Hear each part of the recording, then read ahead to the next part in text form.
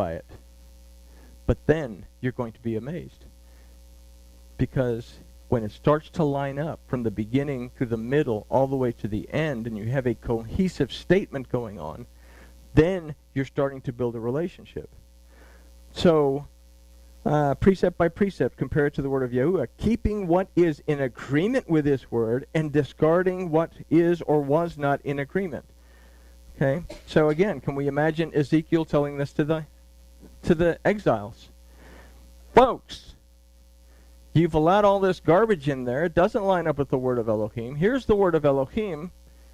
Let's go through it line by line, precept by precept, to find out what you need to do, because there's going to be a dude that's going to come along not too far from now, and he is going to send us back to Jerusalem. Now, he didn't say that, but if we understand that Cyrus is eventually going to come and drive out all the bad people that have them in bondage, and he's going to send Ezra and Nehemiah back to Jerusalem to rebuild the city and to rebuild the temple and to restore the worship of Elohim. Shouldn't we kind of start getting prepared ahead of time? Now, if we're saying that this is a future event, would it not be so much easier to go into the millennium with a mindset already that I have to make changes according to what the Torah says? Well, I'll get off the soapbox. Let's consider this in light of the next phrase. He measured 1,000 amma. The word for measured is yamod, that aside from to measure means to extend oneself, to stretch yourself out. The word for 1,000 is elef, that comes from the root letter aleph, and there's another word elaf, that means a bull. So we get this idea of the ancient Proto-Hebrew picture. Whoops, I'm dropping my thingies. Oh no, my Martian tentacles are falling. Oh, there it is. I saved it, kind of, sort of. Hopefully I'm still working. Okay, there we go. All right, so this idea of Aleph, or 1,000, gives us an idea of Yahuwah Elohim, but let's look a little bit farther into this, that the word Alaf, the root of Aleph, and Elaf is Alaf, that means to learn. Okay? So what are they measuring? They're measuring their capacity to learn and to understand. The word amma is usually referred to as a cubit in modern Bibles, the measurement of around 18 inches. But the word amma also means mother, but it also means to bond to something or to someone. So what we can consider now is that the beliefs must be carefully scrutinized so that they are in agreement with the word of Yahuwah, and in doing so, a connection is made, a bond. Okay? So what am I working on in my lifetime? I'm working on my relationship with Yahuwah Elohim. In order for me to work into this relationship with Yahuwah my Elohim, I need to learn the likes and dislikes of Yahuwah Elohim. When Trina and I were dating, I asked her question after question after question. What's your favorite color? What's your favorite food? What's your favorite day? What do you like this? And what do you not like that? Lots of questions so I could get to know who she was, so that when I got married, you don't get married because you love someone. You get married because you're going to be in a partnership under one roof with two CEOs that have conflicting points of view. So if I know what my spouse likes and dislikes, it makes it easier for me because I avoid a lot of conflict by avoiding the things that are going to cause me problems. So we have to be able to learn and scrutinize what we believe. Is it in agreement with what we've discussed as far as our likes and our dislikes? This is to be, with the exiles, as it is now and with the millennium, a slow process. We can consider this in the phrase, he caused me to pass through the waters, waters that were to the ankles. Okay. So the beginning stages of discarding dogma and applying it to the word of Yahuwah in its truth first affects our walk. Okay. I can hear music. Oh, sorry. So the first thing that's affected in our moving towards being in agreement with Yahuwah by and through his word is our daily walk through life. Because people begin to look at you like you're growing a second head. Okay? You've lost your mind. You're in a cult. You're, this isn't what grandma taught us. Okay? So, let's consider verse 4. Again, he measured 1,000 and caused me to pass through the waters that were up to the knees. And again he measured 1,000 and caused me to pass through the waters that were up to the loins. So he measured 1,000 3 times. We continue to measure what we learn. We continue to establish truths based on the word of Yahuwah, and our walk continues forth.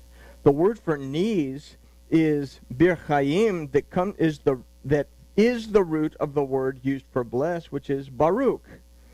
That word literally means to bend the knee in submission to. When we are doing Kaddish and we say, Baruch atah Yahuwah Eloheinu melech haolam, chamatzi lechem min haaretz. And we translate it as, blessed are you, Yahuwah Elohim. Oh, you're so blessed that we're sitting here in your presence eating bread.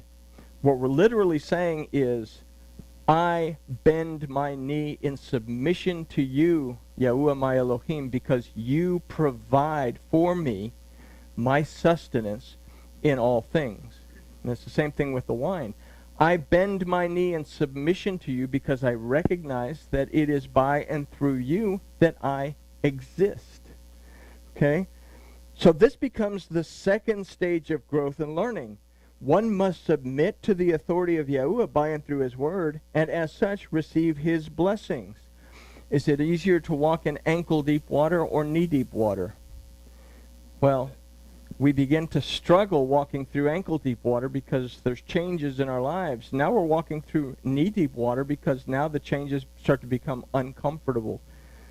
Next, the water must reach the loins. From the word matenayim, this word also refers to the area of the abdomen where the stomach and digestive organs are. The word of Yahuwah must also be what feeds the exiles, and by proxy, the rest of us, what feeds the people of the land and us today. The word mitzanayim is often used in connection with the word zarzir, that means to put on a girdle or an apron. So, takes us back now to understanding what was going on with them sewing together fig leaves and making a girdle to hide their loins.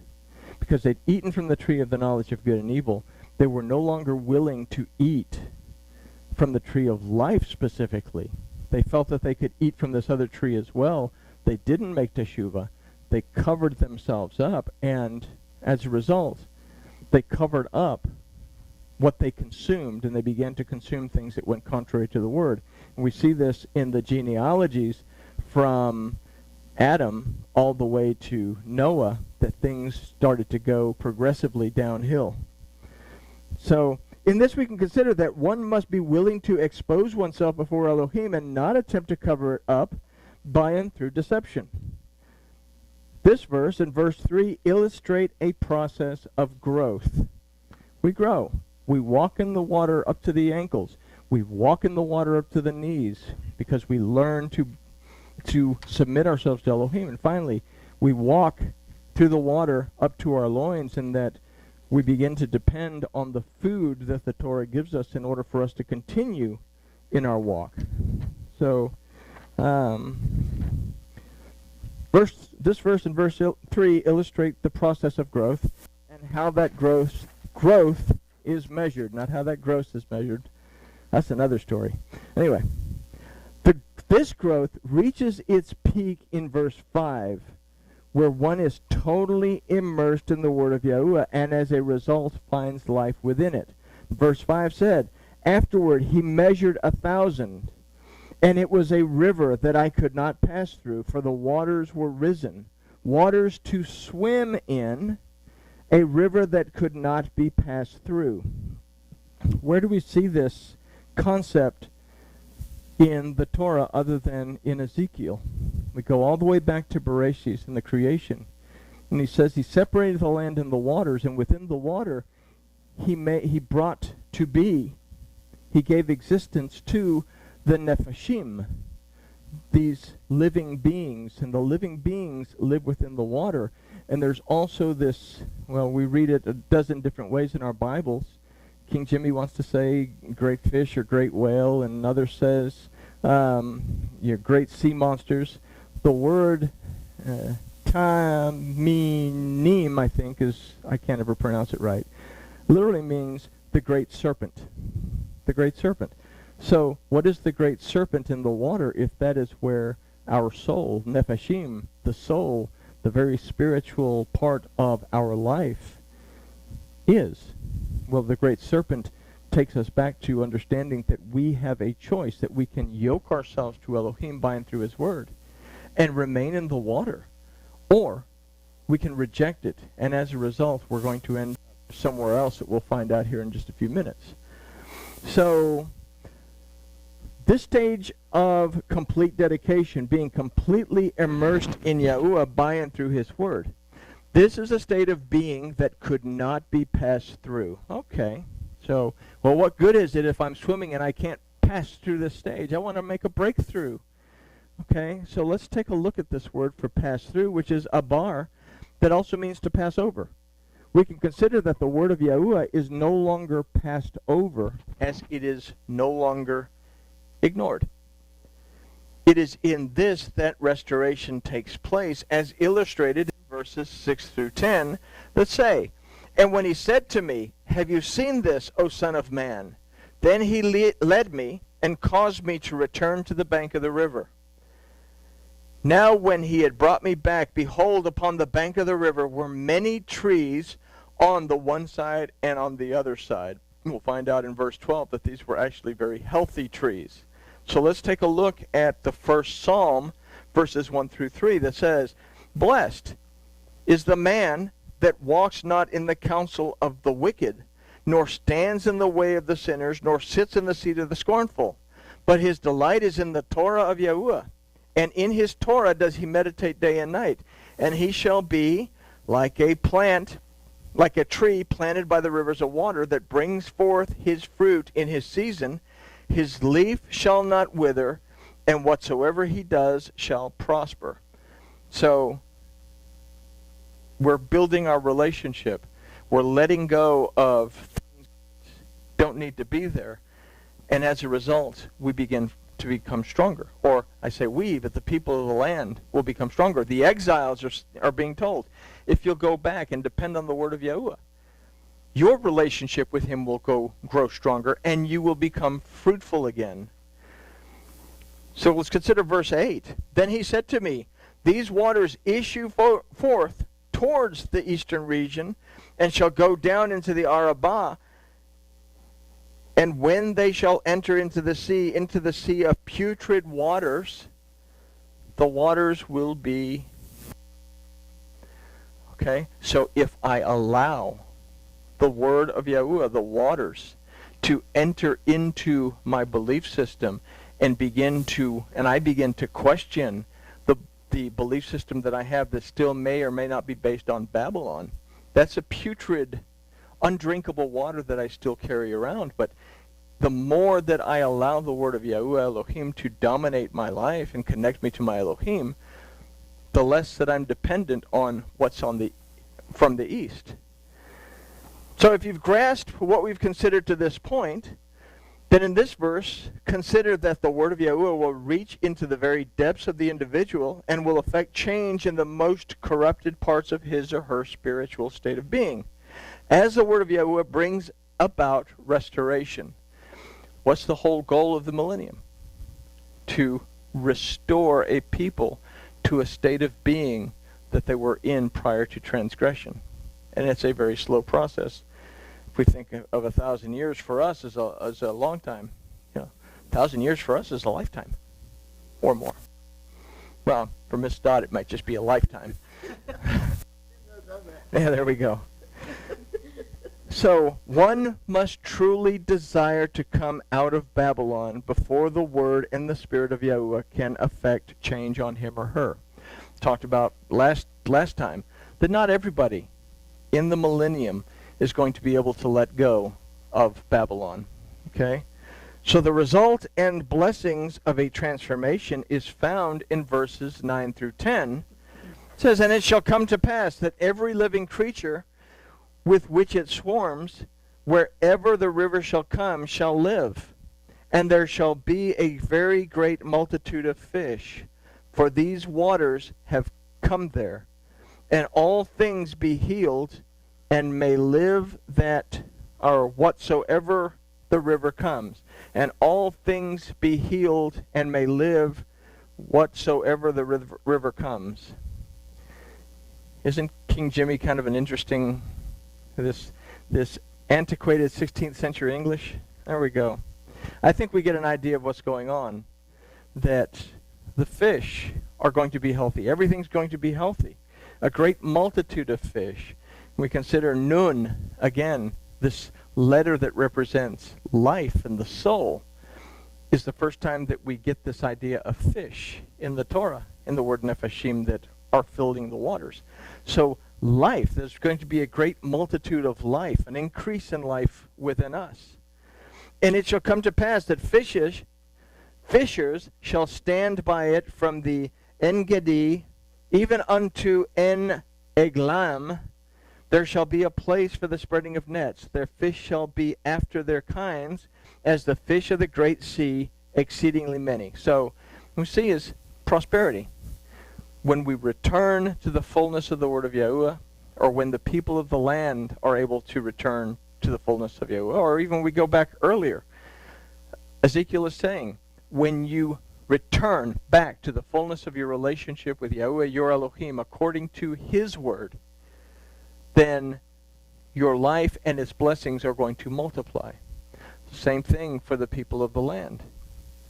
When you get past this difficult period of time where you're trying to get through the water in your ankles, your knees, and your loins, and finally you're swimming in it, that eventually you'll be totally immersed in the word of Yahuwah Elohim, and you will find life.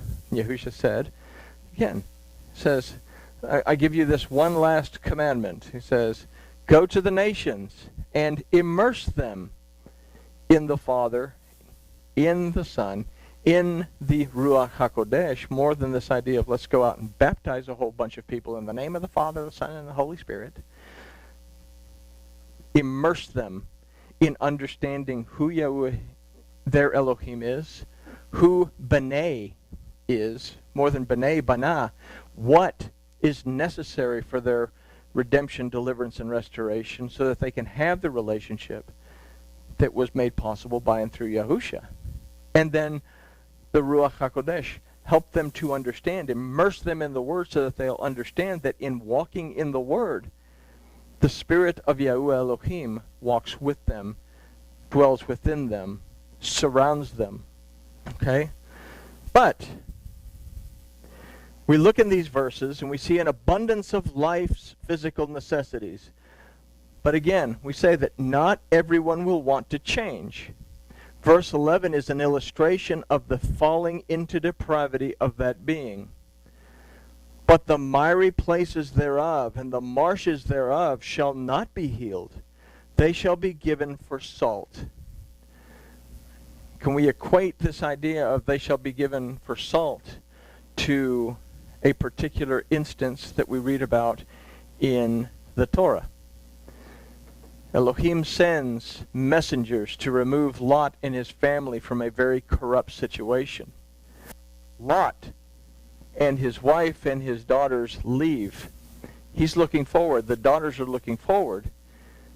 But the wife doesn't want to leave Sodom and Gomorrah.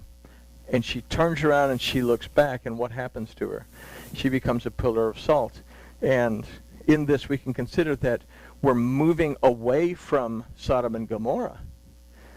But there's going to be, or there still are amongst the exiles, people that don't want to go back. They're stuck in this idea that being an exile is not such a bad place. We see this repeated over and over. When Alexander finally came along, the people wanted to become Greek. They wanted to let go of the Torah and totally become Greek, and this resulted in a civil war around 135. But people are not going to want to let go, and the people that don't want to let go, so to speak, even today, are considered not wicked, but we say that these people are stuck.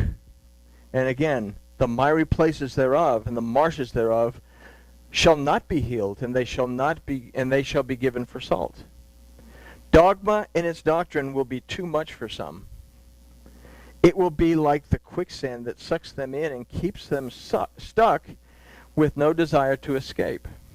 I don't know about you, but if I'm in quicksand, I'd kind of like to get out of there. But it takes me back to when I was younger and Arlington was still woods, and we'd go out, and if it rained real hard, there were certain places around the ponds and the crawdad creeks that we couldn't go because you'd step and you'd sink in the mud up to here.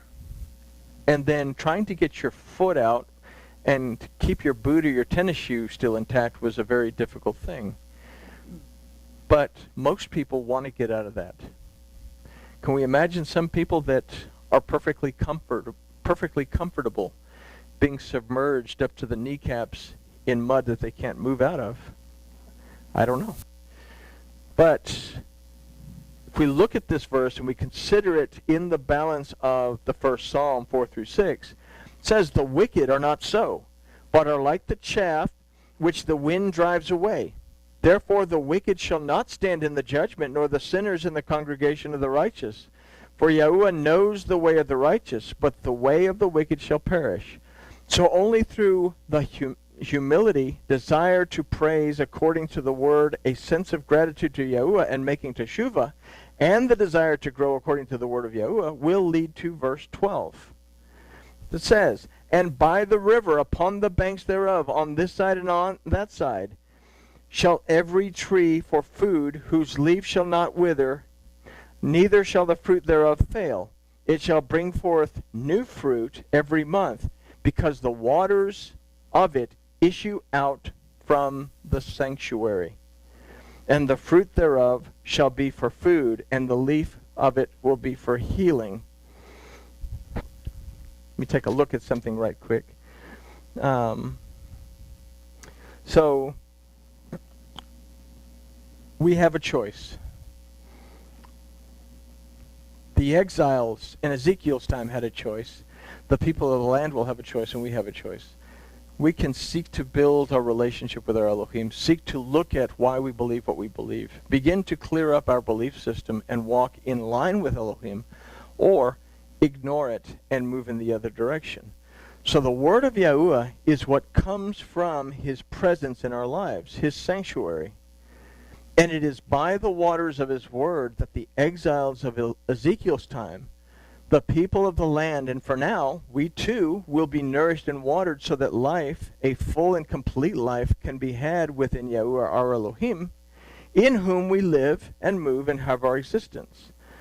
So verse 12 is a step into, or a step towards, the world to come. So we have to end it up with, I would say, some corny questions, but these are very serious questions that maybe in the scope of what we've considered, we might want to think about these questions. And these are the first questions that we get in Bereshis. Where are you? Who told you? How do you know? And what are you willing to do?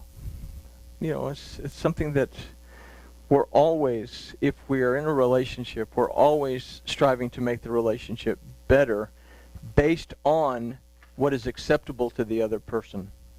And that's the only way that we get peace, harmony, whatever you want to call it, in the house. So, I guess with that we can say grooviness has been achieved.